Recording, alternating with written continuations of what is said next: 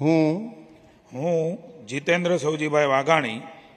ઈશ્વરના નામે સોગંદ લઉં છું કે ઈશ્વરના નામે સોગંદ લઉં છું કે હું ગુજરાત રાજ્યના મંત્રી તરીકે હું ગુજરાત રાજ્યના મંત્રી તરીકે